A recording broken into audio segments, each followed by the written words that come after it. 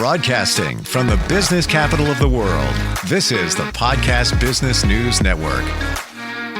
And welcome back, everyone. There are many, many amazing sports heroes over the last 100 years.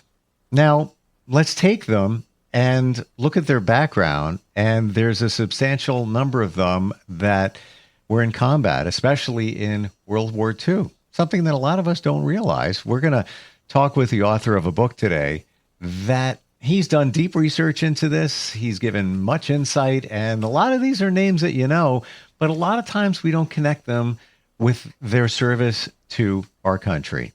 And before we begin, let's introduce the publisher of this fantastic book from NFB Publishing. Mark Pogodzinski joins us again on the program. How are you doing today? Good, Steve. How are you? Fantastic. Great to have you here. You brought company. Who do we have with us? So we have Mr. Christopher Warner, who is the author of Playing for Keeps, which is a collection of stories of athletes who fought in World War II and who went on to have fantastic careers in their given sports. And it's an incredibly well-researched and articulate book that really brings these people who are mostly our household names, but it brings them alive. And you get a new perspective on what they went through and when they came back after the war, what they did in terms of athletics. Christopher, thanks for joining us. How are you today? Thanks for having me. Appreciate it. This is really unique. And usually I don't start with this question, but I have to this time. Interesting book connection between the athletes, combat. Where did this begin for you? What was your inspiration to write a book like this? You know, I've always been interested in sports and military history, two genres which I've written about extensively over the years. And so combining them just kind of made sense to me. You know, most people, even the most casual sports fan, has heard of Yogi Berra, Bob Feller, Chuck Bednarik, Barney Ross.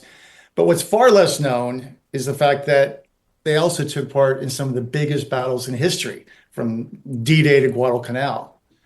So it made perfect sense to me. But the juxtaposition of sports and military history is actually part of our American culture, really. I mean, if you think about metaphors like, you know, in the trenches, in the heat of the battle, you know, and so on. And so, yeah, I really enjoyed it because for me, I mean, this is kind of my wheelhouse. So I was able to combine the two. Amazing.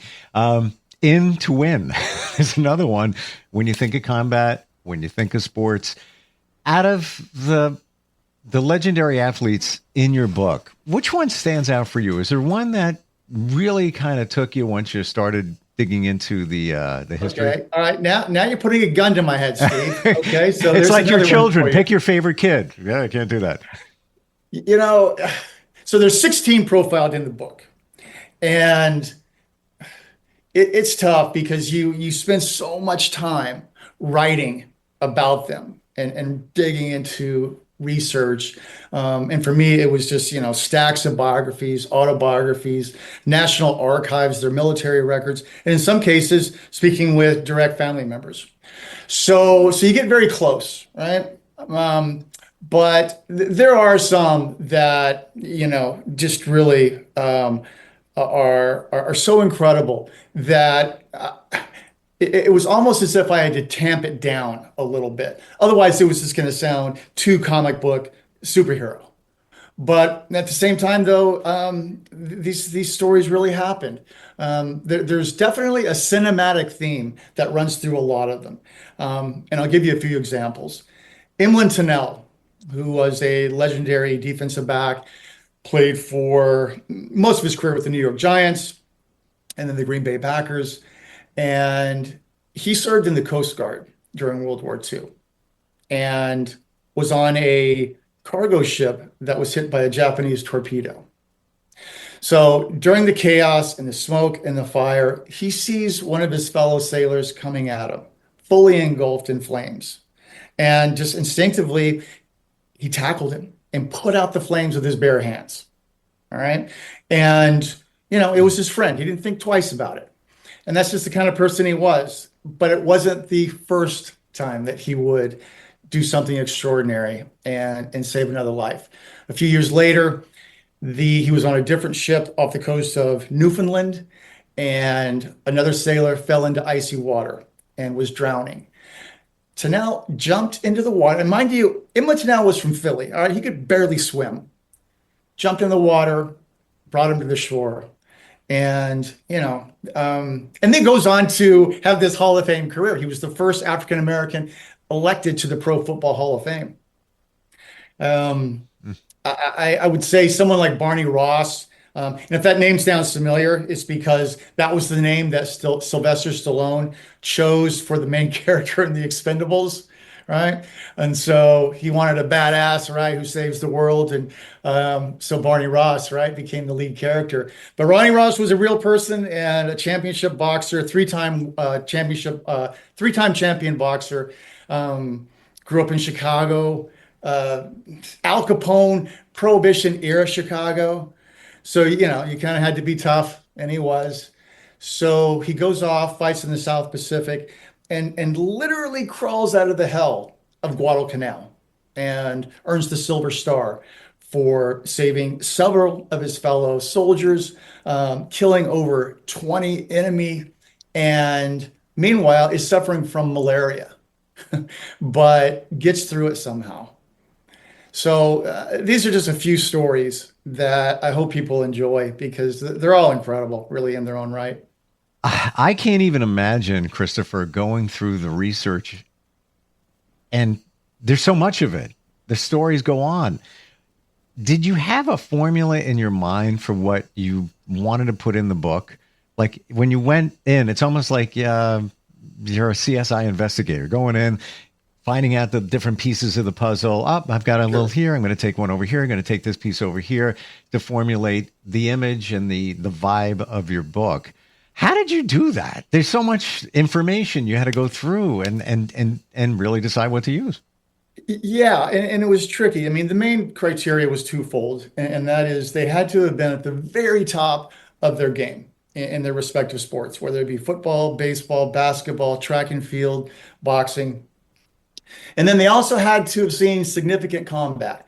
16 million Americans served in World War II, but only a small fraction actually saw combat. So essentially that, what was the main framework.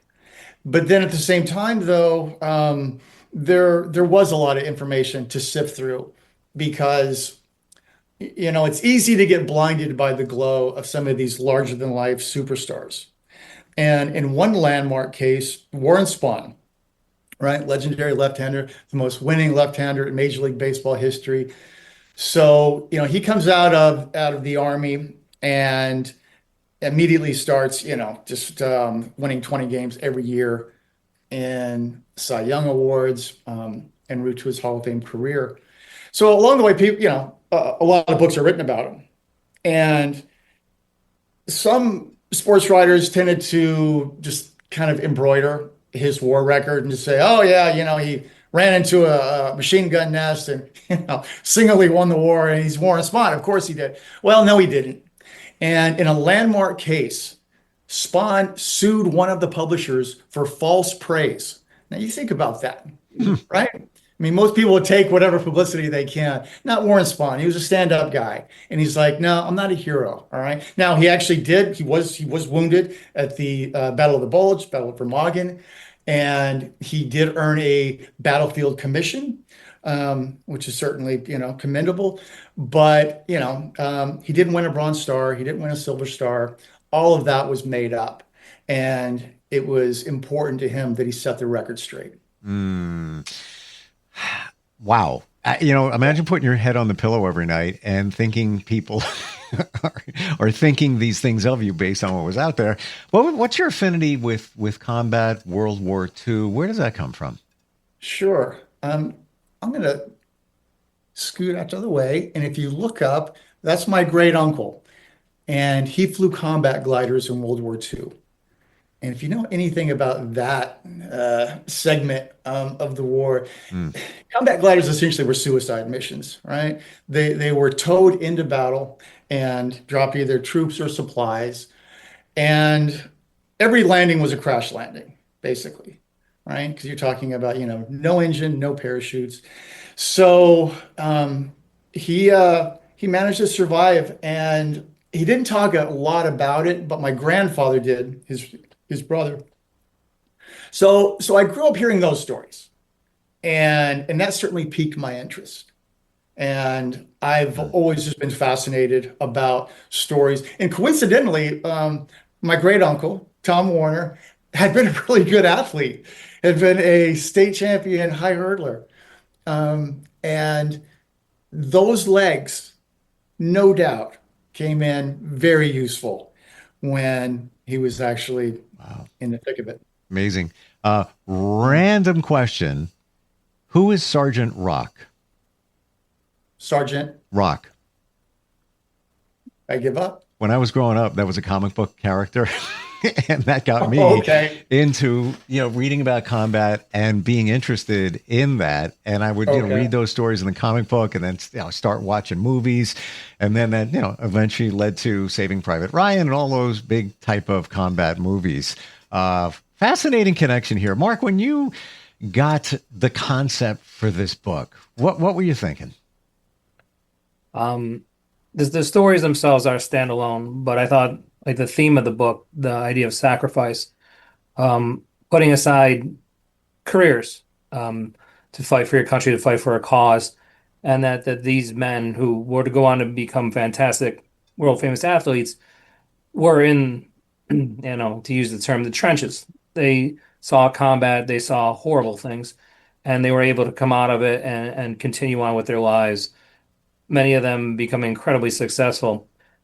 And I think it's a little bit lost on the younger generation, the notion of putting aside what you want for the greater good. And so I like the theme of it, and that runs through the entire book. And he talks about all the different athletes, but there were some that I didn't know. There was the bobsledder, Billy, is it Frisk?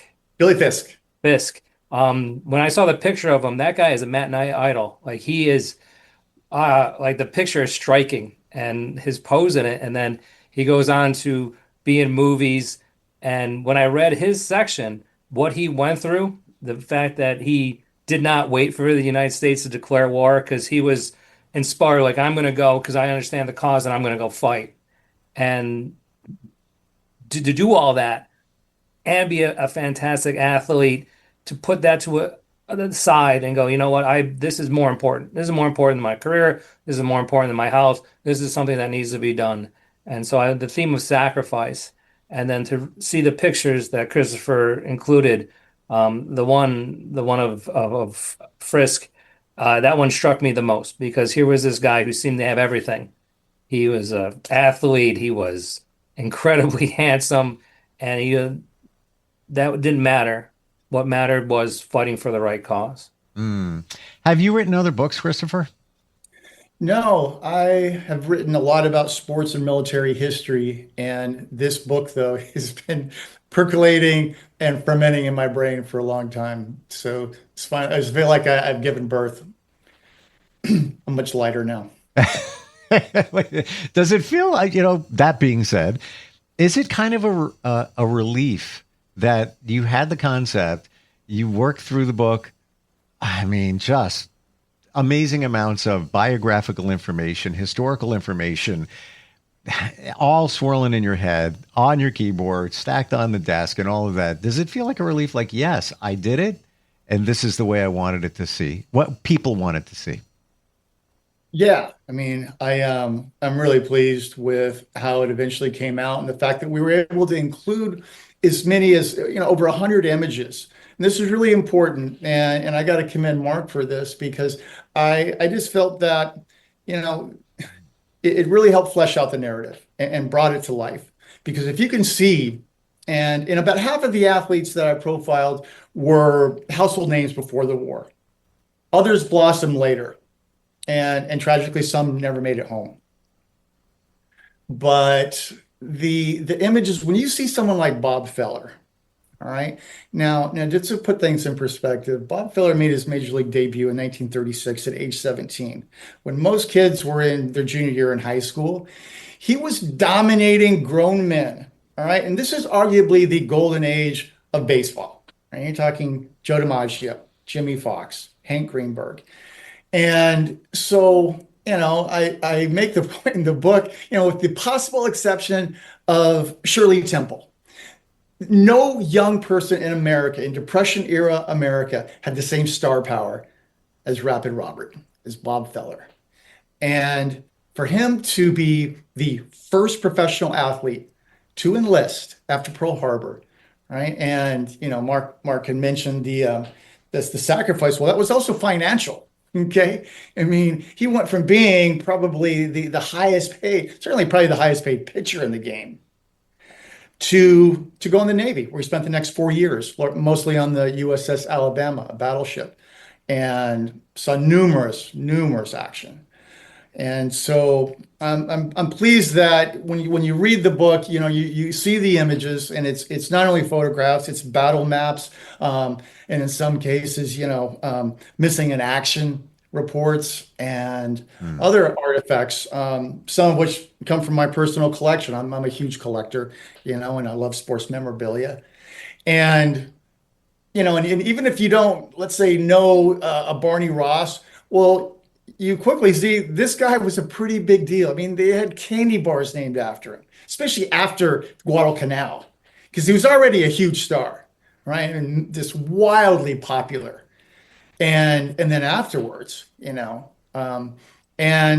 they actually did make a movie about his life, but one of the many threads to Barney Ross's story, what makes it just so incredible, is that because of his injuries and what he went through, and suffering from repeated bouts of malaria, he got addicted to morphine. So he comes back, and he meets with Roosevelt at the White House, and it's like, Barney Ross, you're this hero, and meanwhile he has this dark secret, and he can't shake it, and eventually it costs him everything. But in true Barney Ross fashion, he beats it, and he becomes an outspoken advocate for drug rehabilitation. Wow. And so I try to include as much as I can in the book, but at the same time, though, I really wanted to focus on their combat experience, and that being just kind of the theme, the through line, so to speak. Do you think that there could be a future book potentially from one of these athletes like Barney Ross? Could there be a movie just focusing on him and everything that he endured and how he kept bouncing back from all of that? Absolutely. And at the same time, Netflix, if you're listening, and I know you are, I think that the book would make an amazing historical documentary series where you could combine actual footage of their athletic careers as well as clips from, again, some of the biggest battles in history. And you could supplement that with interviews of subject matter experts, as well as, live action recreating what they went through. I mean, take his story or Emily Tunnell, right? I mean, this is hero stuff that typically you only see in Marvel or DC movies. Sure. Wow. Netflix, hello. Even if you used AI to create some of the scenes, could easily be done, as long as we're aware of that. There's also the use of personal diaries in the writing of the book. Tell us about that.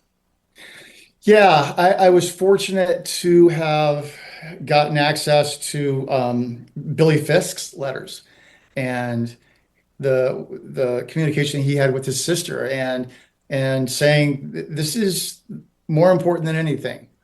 And yeah, I've got a great life, and I'm Billy Fisk, and I'm palling around with Errol Flynn and David Niven, and also he had been the youngest Olympic gold medalist in history. He won the gold medal in bobsled at age 16, a record that stood for almost 6 decades. And then he defended the following Olympics at Lake Placid. And so the next time around, right, the games, like the Summer Games, were in Nazi Germany. And he said, fuck no. All right. I got other things to do. Oh, and sorry, I'm not sure if I can say it's all good. Right. So I'm Billy effing Fisk. All right. I've got a lot going on. And he did. He was just that guy, and he was learning to fly and do all these incredible things. He married a countess. He was, like Mark said, he was good looking, incredibly charismatic. But when England declared war, he knew he had to be a part of it. So what did he do? And he uses his incredible athletic skills to join the RAF and flew Hurricanes in the Battle of Britain. Mm. Yeah, I didn't even know they had bobsledding as an Olympic sport around 1930. And you mentioned David Niven. Whew, flashback on that name. Like, I mean, obviously goes way back, but haven't heard that in a long time. And it just brings up, images when I was a kid seeing that name more often. Do you think, Christopher, that the will to win was the baseline for a lot of this? You're in combat. You have a goal. We're here to win the war, that particular battle, whatever it might be. And then translating that into sports. Why are you in there? To win. That's a great question. And I think a really good example of that is Tom Harmon. Tom Harmon was as big a star as there was in the early 1940s. He was a 1940 Heisman Trophy winner, All-American at Michigan. He's good looking, fast, strong. Tom Harmon could have done anything. And he goes into the Air Force and is shot down twice. First time in a B-25.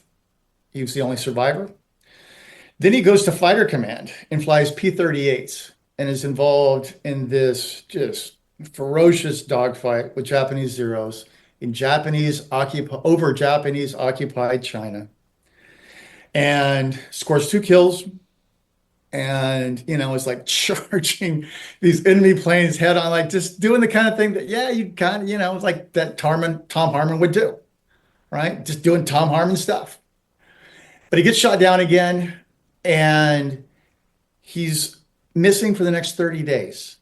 And he's suffering from dysentery, and his plane had caught on fire. So he's got burns all over his body. He's injured. He loses 50 pounds during the ordeal. He talks about later, he wrote an autobiography. He talks later about how his football legs got him through it. But I mean, and so you just have to wonder, okay, could just a normal, soldier have done that? Maybe, maybe not. And I think, to your question, that certainly was a case of him just having that incredible fortitude and determination.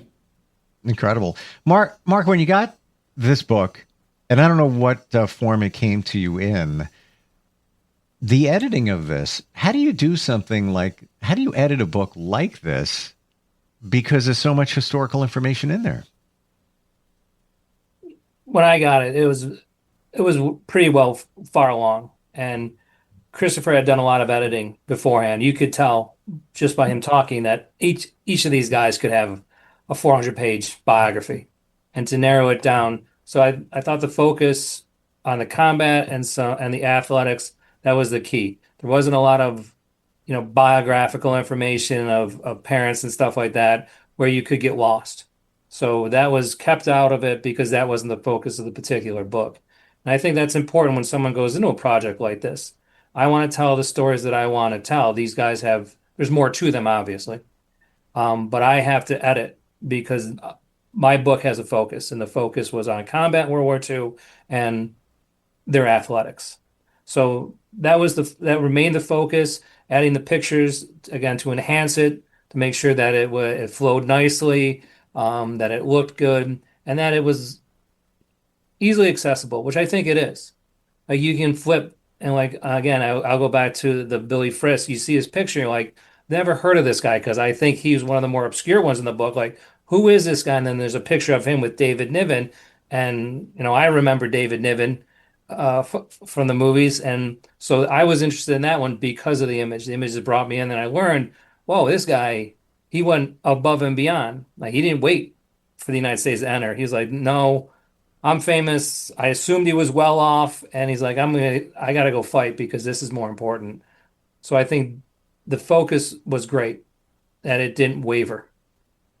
the focus is the discipline to stay in that direction where you could have went off in personal stories deeper into that. And of course, most times I say this, Mark, when we get together, the cover. I look at that, the font, Playing for Keeps, title of the book.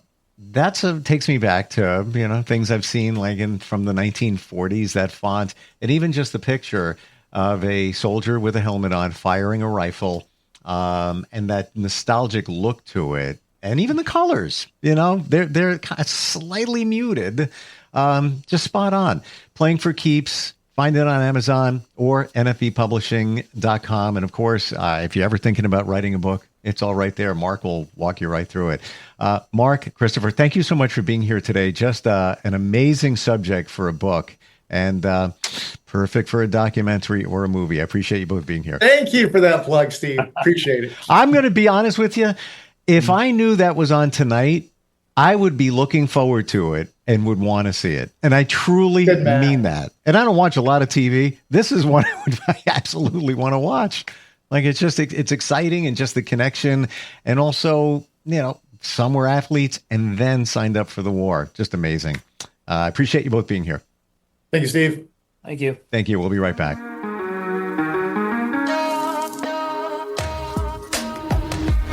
Broadcasting from the business capital of the world, this is the Podcast Business News Network.